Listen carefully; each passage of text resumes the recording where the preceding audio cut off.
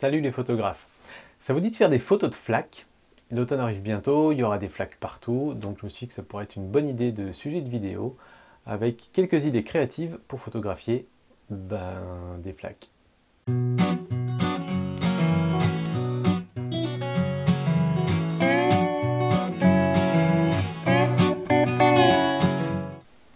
Alors pour être tout à fait honnête avec vous, pour préparer cette vidéo, je ne m'y suis pas pris tout seul.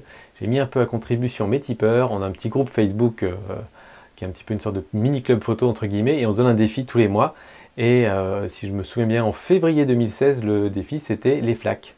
Et comme c'est l'automne qui arrive, je pense que c'est un thème qui marcherait bien. Et du coup, je vais utiliser dans cette vidéo quelques photos, une que j'ai shootée, mais d'autres que les tipeurs ont shootées. Et ce qui est intéressant, c'est que du coup, on a des approches très différentes.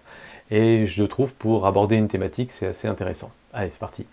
La première, c'est quelque chose d'assez commun, c'est utiliser la flaque pour créer un cadre autour de son sujet. Ce qui est assez intéressant quand on a une flaque comme ça, c'est qu'on peut se positionner exactement où on veut, un petit peu en avant, un petit peu à droite, à gauche, en arrière, et cadrer pour le reflet. Et donc du coup, on va venir mettre son sujet, et on va venir l'encadrer avec le contour de la flaque.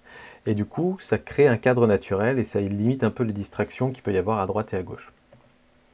Là aussi, c'est un petit peu le même effet, sauf qu'en plus, Thierry a rajouté l'effet un peu flou qu'on peut avoir sur le décor autour, sur le cadre, avec uniquement la netteté sur le sujet qui l'intéressait, qui était les branches des arbres. Mais vous comprenez bien que si on prenait en photo vers le ciel et qu'on avait juste les arbres, on n'aurait pas du tout eu cet effet-là.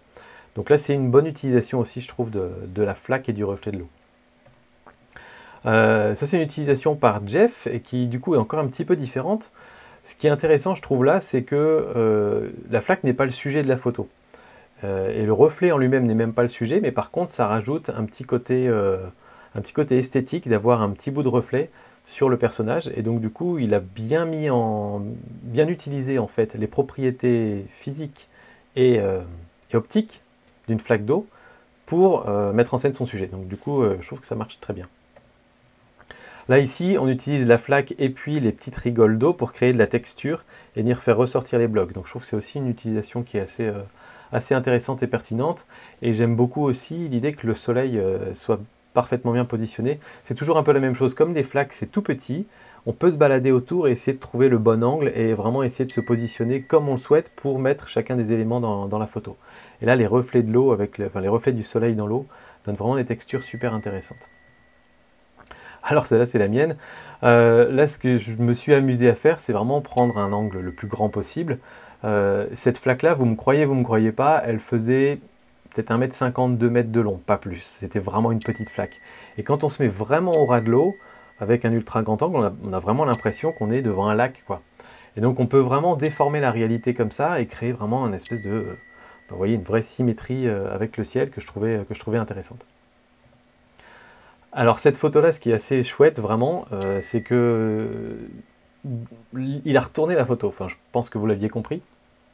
Mais du coup, ça joue un peu avec notre cerveau, parce que notre cerveau a envie de regarder ce qu'il y a à l'endroit, mais il se dit, ce qu'il y a à l'endroit c'est flou. Et puis après ça, on regarde ce qu'il y a à l'envers, on se dit, ce qu'il y a à l'envers c'est net. Tiens, c'est bizarre. Et puis après, on essaie de voir s'il y a des différences. Par exemple, il y a une voiture qui est à l'envers, et j'ai l'impression qu'elle n'y est pas sur la photo à l'endroit. Enfin voilà, il y a des choses qui sont un peu perturbantes. Et je trouve que voilà, la flaque est une bonne idée pour créer une symétrie, et pourquoi pas après jouer avec notre cerveau et l'embrouiller un petit peu en retournant les choses. Et puis cette photo-là, je trouvais vraiment assez intéressante, parce que quand moi j'avais flaque en tête, je pensais vraiment reflet, surface, bien lisse.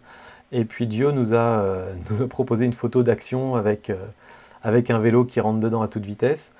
Et ça représente extrêmement bien le thème, je trouve. Donc voilà, c'était, je sais pas combien, 5, 6, 7 idées créatives pour prendre des photos de flaques. Et donc du coup, j'aimerais savoir si ça vous est déjà arrivé de prendre des flaques en photo. Si c'est pas le cas, est-ce que vous aurez envie d'en faire là, dans les prochains mois, les prochaines semaines, quand il va commencer à pleuvoir sérieusement un peu partout en France. Et puis, comme je vous disais, j'aimerais bien avoir votre retour aussi sur ce mini format de vidéo, que je pourrais peut-être sortir une fois de temps en temps. Dites-moi si ça vous plaît, si ça vous plaît pas, et puis on verra si on le garde ou pas. Moi je vous dis à très bientôt. Si jamais vous voulez rejoindre le groupe des tipeurs de mon petit réflexe, je vous mets le lien dans la description. Donc ça se passe sur le site Tipeee. Et puis ensuite, si jamais vous contribuez au Tipeee, et du coup vous avez accès au groupe Facebook à vie, c'est cadeau. Voilà. Donc si ça vous intéresse, rendez-vous là-bas. Puis moi je vous dis à très bientôt pour d'autres vidéos. Ciao tout le monde.